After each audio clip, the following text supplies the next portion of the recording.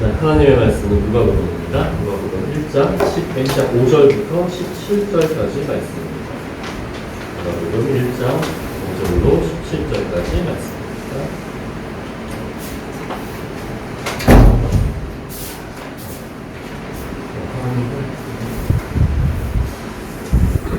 우리 함께 공독하도록 하겠습니다. 교독합니다. 제가 먼저 읽겠습니다.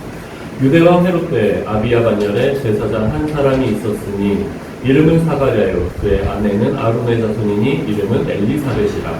이 두 사람이 하나님 앞에 의인이니 주의 모든 계명과 규례대로 흠이 없이 행하더라. 엘리사벳이 잉태를 못함으로 그들에게 자식이 없고 두 사람이 나이가 많더라. 마침 사가랴가 그 반열의 차례대로 하나님 앞에서 제사장의 직무를 행할세. 제사장의 전례를 따라 제비를 뽑아 주의 성전에 들어가 분향하고 모든 백성은 그 분향하는 시간에 밖에서 기도하더니 주의 사자가 그에게 나타나 향단 우편에 선지라. 사가랴가 보고 놀라며 무서워하니 천사가 그에게 이르되 사가랴여 무서워하지 말라. 너의 간구함이 들린지라. 내 아내 엘리사벳이 내게 아들을 낳아주리니 그 이름을 요한이라 하라. 너도 기뻐하고 즐거워할 것이요 많은 사람도 그의 태어남을 기뻐하리니 이는 그가 주 앞에 큰 자가 되며 포도주나 독한 술을 마시지 아니하며 모태로부터 성령의 충만함을 받아 이스라엘 자손을 주 곧 그들의 하나님께로 많이 돌아오게 하겠습니다. 함께 읽겠습니다. 그가 또 엘리야의 신령과 능력으로 주 앞에 먼저 와서 아버지의 마음을 자식에게 거스르는 자를 의인의 슬기에 돌아오게 하고 주를 위하여 세운 백성을 준비하리라. 아멘. 우리가 지난주에 이제 예수님께서 세례를 받으셨던 장면을 봤죠. 자, 세례를 준 사람이 세례 요한이라고 했습니다. 오늘은 그 세례 요한이 태어나는 장면, 그리고 앞으로 이제 한동안 누가복음을 쭉 살펴보도록 할 거예요. 누가복음에서 하나님께서 이제 예수님께서 어떻게 행하셨는지, 그리고 누가복음이 다른 복음서는 특별하게 좀 구분되는 부분이 있거든요. 그런 것들도 좀 함께 나누도록 하겠습니다. 자, 공관복음, 복음이라고 있어요. 복음서가 총 4개가 있죠. 마태, 마가, 누가, 요한복음이 있는데, 자, 공관복음은 이 중에 마태, 마가, 누가복음을 공관복음이라고 합니다. 공관은 한자로 보면요, 같을 공자에 관점할 때 관자예요. 공관. 그래서 관점이 같다. 시간의 흐름이라든지 사건을 보는 관점이라든지 똑같지는 않지만 그래도 비슷한 방향에서 바라보고 있다. 자, 그렇다면은 하나가 빠져있죠.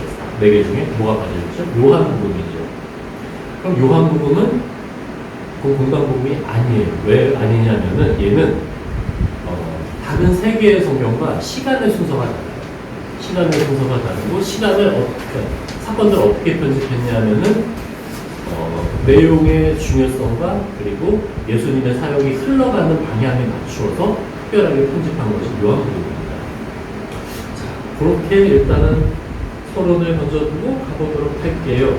자, 먼저 누가복음을 쓴 사람은 누가입니다. 누가는 또 하나를 썼어요. 신약성경에 한번 사도행전을 썼습니다. 그래서 누가복음을 쓴 필체랑 사도행전을 쓴 필체는 비슷해요.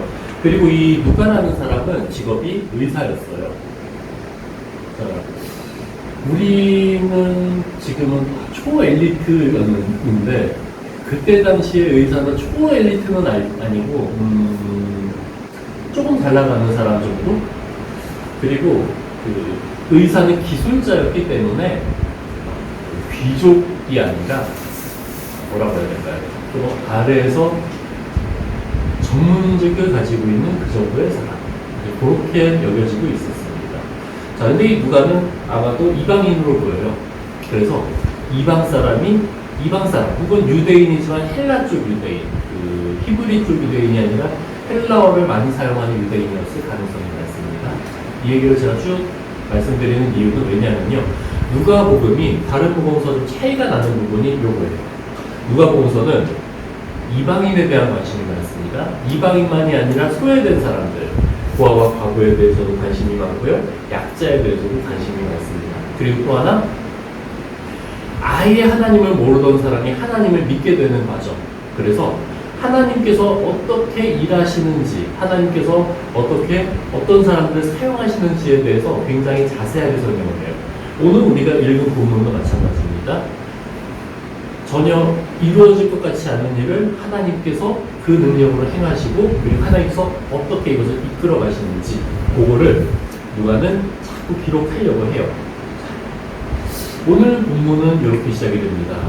두 사람이 등장합니다. 유다와 헤롯대 아비야 만년에 제사장 한 사람이 있었으니 이름은 사가랴요. 그 아내는 아론의 자손이니 이름은 엘리사벳이라. 자, 두 사람이 등장하죠. 사가랴, 엘리사벳. 아론은 엘리사벳의 손조입니다.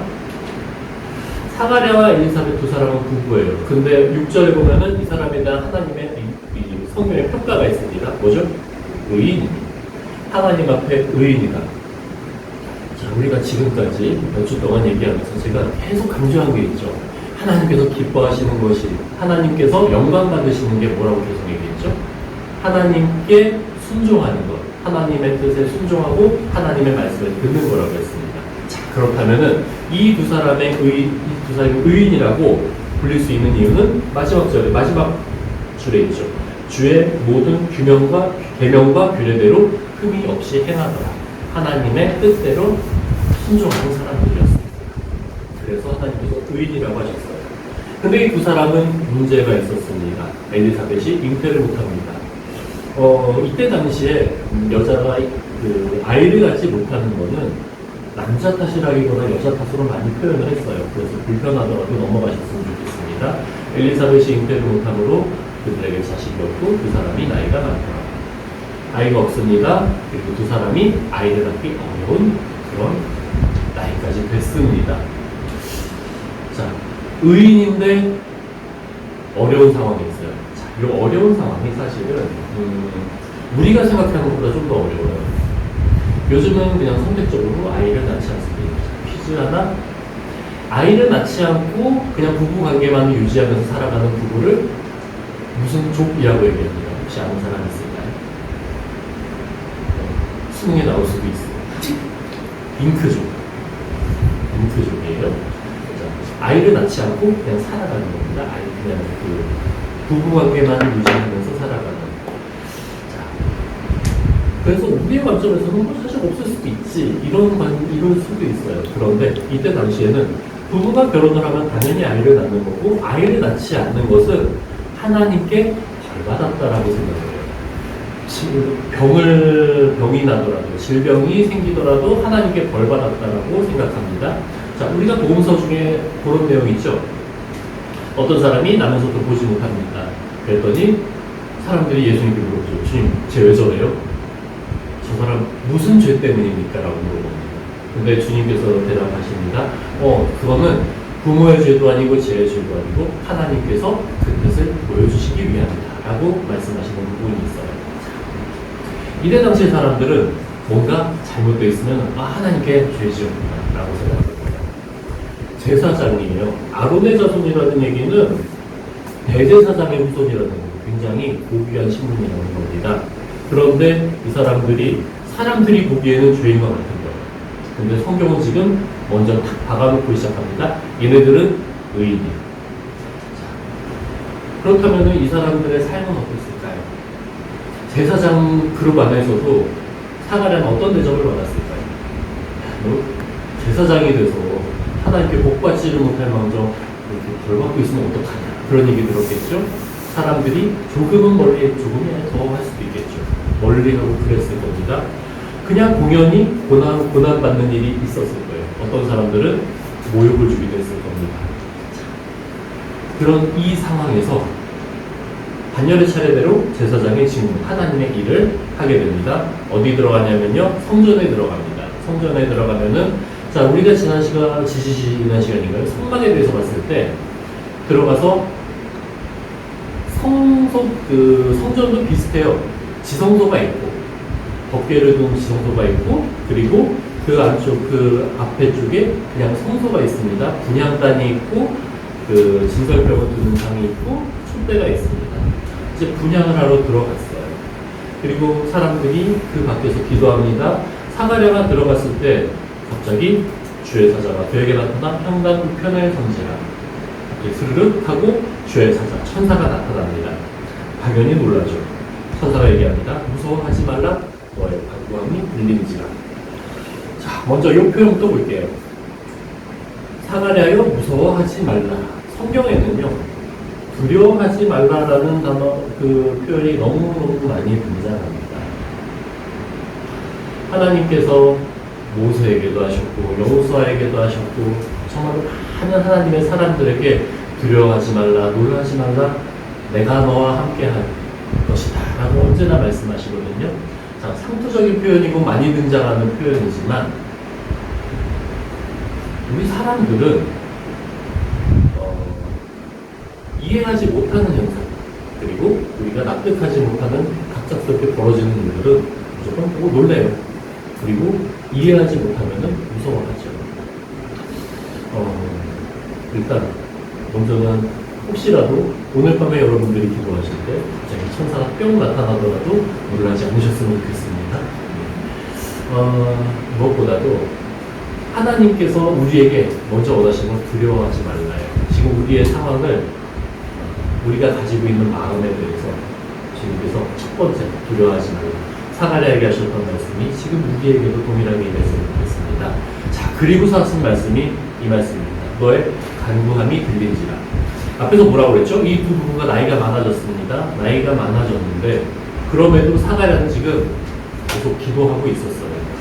주님 해결해 주세요. 아이 가지게 해주세요. 그랬죠. 아이를 가지게 해주십시오. 라는 기도. 이 간구를 들었습니다.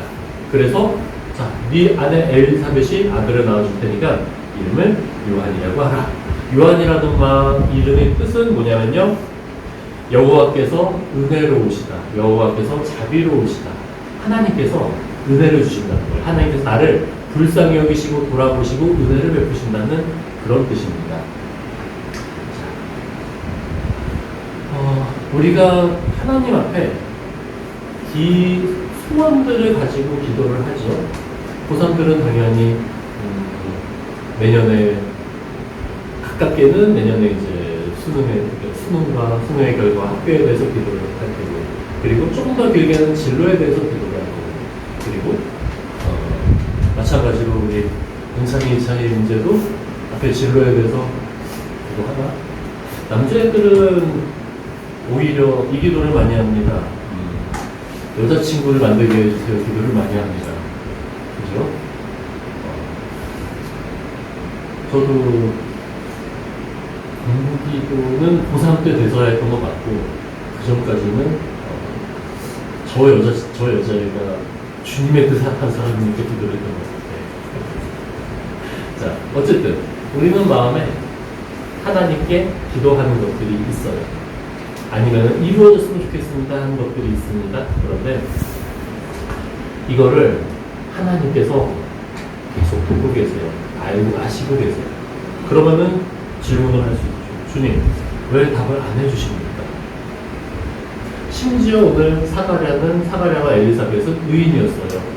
근데 하나님의 뜻대로 순종하는 사람인데 왜 답을 안 주세요? 이 질문 당연히 던질 수 있죠. 답은 하나입니다. 때가 안 됐어. 때가 안 됐어. 또 하나는, 이거는 좀 더 안 좋은 거긴 하지만요. 그거 너한테 필요한 게 아니에요.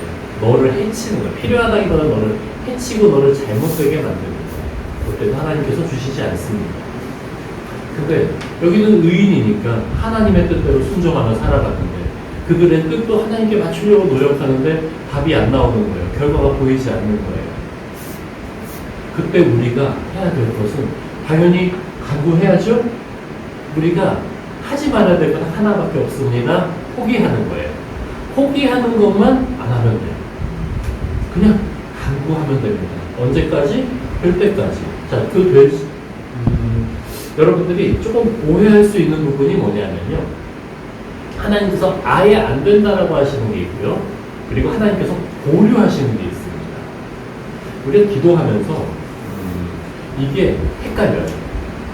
분명히 보류하고 계시는데 이거를 하나님께서 답을 안 주시는구나 하고 포기하는 경우가 있어요.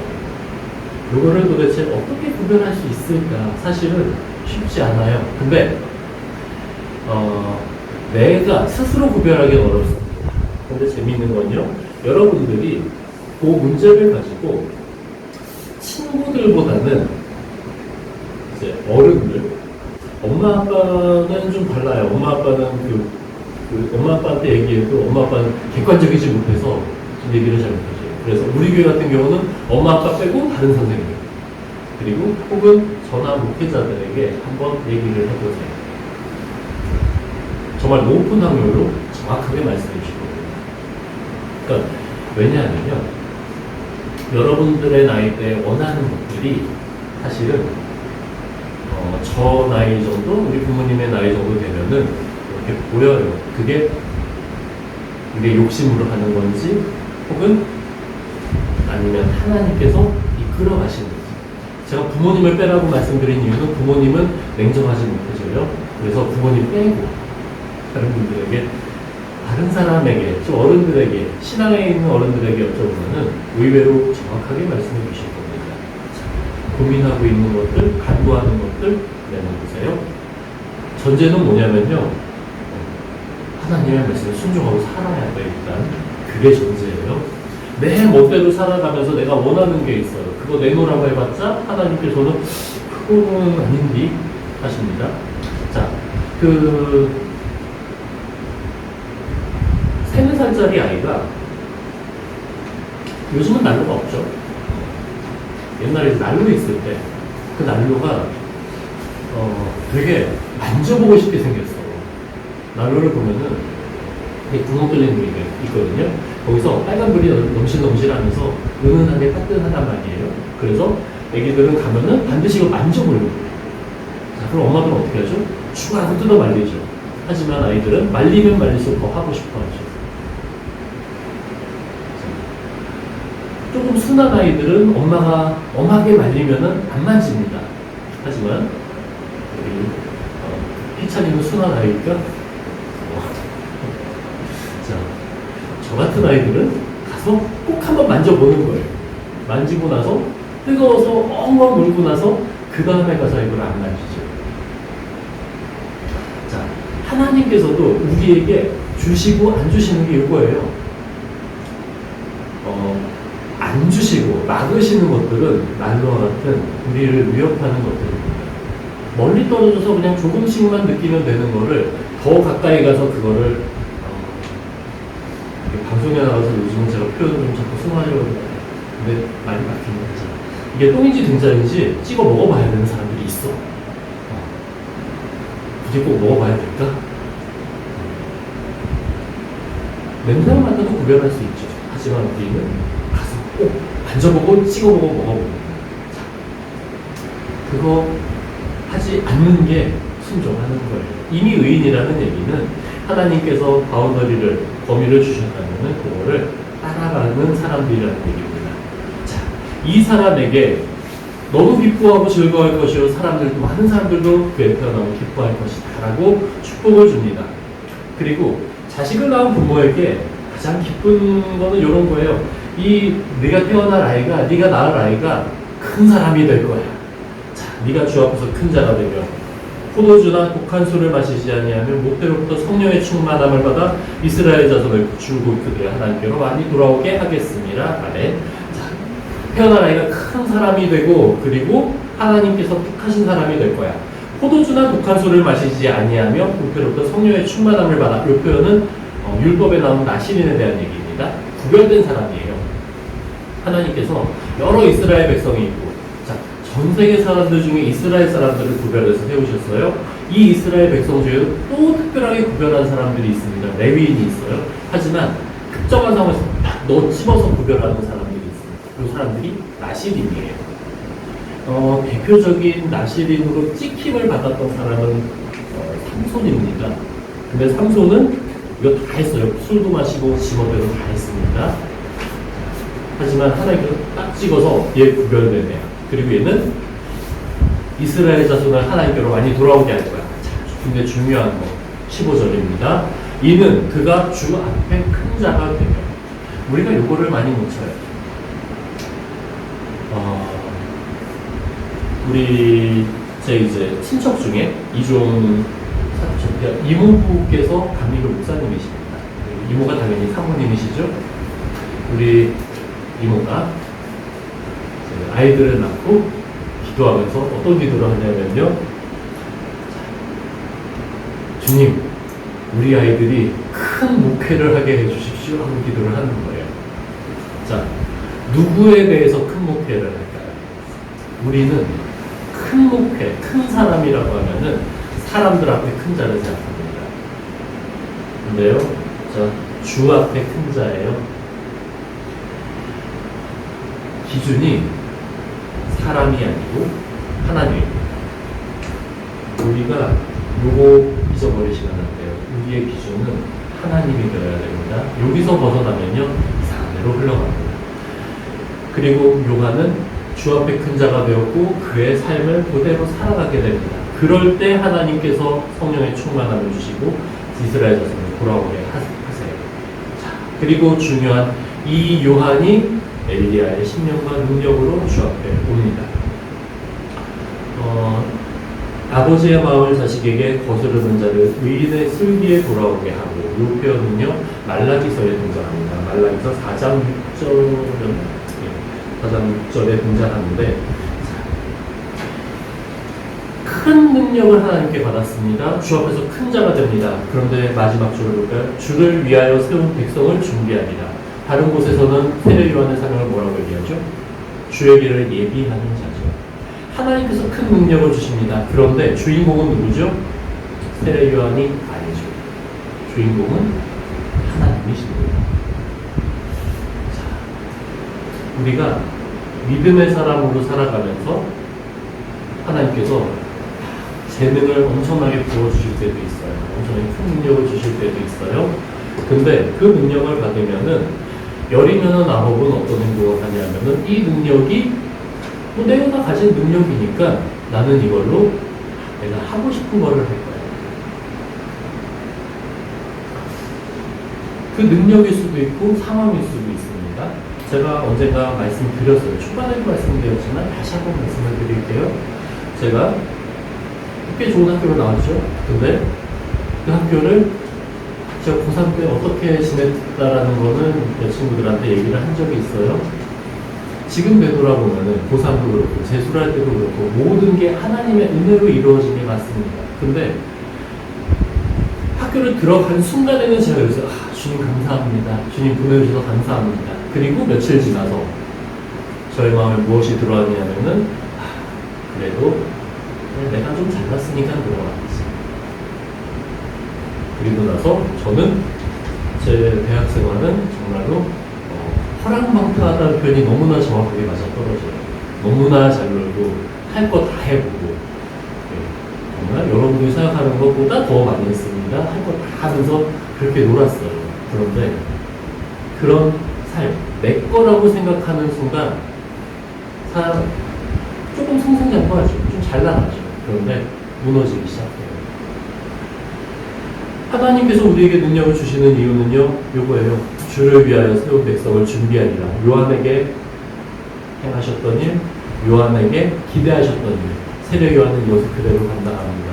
우리에게도 각자 재능을 주셨어요. 우리에게 각자 달란트, 우리가 할 수 있는 것들을 주셨습니다. 근데 이거를 가지고 우리는 내가 원하는 대로 사용할 확률이 매우 높아요. 조금은 잘 나갈 수 있어요. 혹은 많이 잘 나갈 수도 있어요. 그런데 그게 우리가 잘못 가는 길이 됩니다. 우리 뜻대로 간다. 제가 안 지웠네. 말씀을 빨리 정리할게요. 사가랴와 엘리사벳은 의인이었습니다. 어려움을 당했습니다.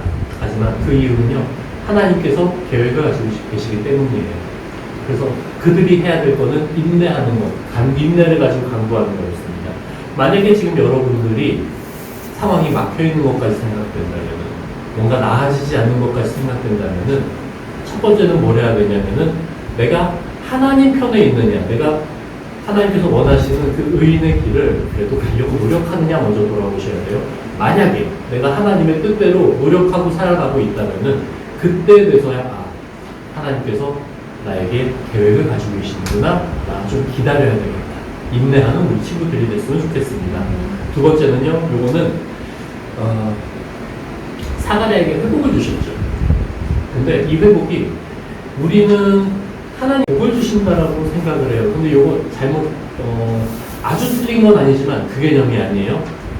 권선징악은 그냥 우리 전통적인 생각이고 하나님께서 착한 일 했기 때문에 돌아가 주시는 게 아니라 하나님 안에 있기 때문에 하나님의 사람이기 때문에 회복을 주시고 하나님의 사람이기 때문에 은혜를 주시는 거예요. 기준이 뭐냐면은 하나님의 뜻이 기준이 되어야 됩니다. 그리고 그 기준이 돼서 우리가 능력을 받았습니다. 회복을 시켜주셨어요. 근데 그 능력을 누구를 위해서 사용한다? 하나님을 위해서 사용합니다. 자, 이렇게 말씀을 정리하면서 보면요. 목사님, 저는 어디 갔나요? 저의 자아는 어디 갔나요? 저는 제가 이렇게 좀 돈 벌고 잘 살고 편안하게 살면서 하나님 예배도 잘 드리고 그렇게 살면 좋겠는데요 라고 말씀을 많이 할 겁니다. 네. 아까도 말씀드렸듯이 꼬맹이가 난로에 손을 대는 것, 강력한 자기의 의지로 손을 대려고 하는 거죠. 자유롭게 내 자유 의지를 사용해서 부모가 아이는 얘기합니다. 엄마, 나를 사랑한다면 나를 놓아서 저 난로를 만지게 해줘요. 라고 하는 게 이 얘기입니다. 하나님, 제가 그냥 이렇게 제가 마음대로 살아가면서 하나님, 잘 제가 해드릴게요. 돈은 제가 많이 벌어서 하나님께 헌금도 많이 하고요. 그렇게 할게요. 하나님께서 원하시는 건요. 지금 여러분들이 하나님 앞에 순종은 어떻게 할까요? 순종을 어떻게 해야 될까? 첫 번째 예배 자리에 참여하는 거, 그리고 말씀 읽는 거. 자, 순종을 하려면요, 하나님께서 어떤 분이신지, 무엇을 원하시는지 알아야 돼요. 성경 말씀이 없이는 순종을 못해요. 알 수가 없어요. 알지 못해서. 그래서 바라기는 성경 말씀을 조금 가까이 했으면 좋겠습니다. 사실은 많이 가까이 했으면 좋겠어요. 정말 성경 말씀을 읽지 않으면 막 입안에 가시가 놓치고, 성경을 읽지 않으면 나는 공부를 안 하리라, 공부 시작을 안 하리라, 이렇게 마음을 가졌으면 좋겠는 게 제 마음이에요. 적어도 하나님의 말씀이 여러분 안에 있어야 순종할 수 있습니다. 자, 그 말씀이 있다면, 그리고 그 말씀을 내가 알았다면 그래도 하나씩 해보세요. 기도해보시고, 자, 나를 믿어라. 두려워하지 말라고 오늘 봤잖아요. 내가 뭘 두려워하지? 두려워하지 말아야지. 두려워하고 있는 게 있다면 두려워하지 마라. 왜? 하나님과 함께 있기 때문에.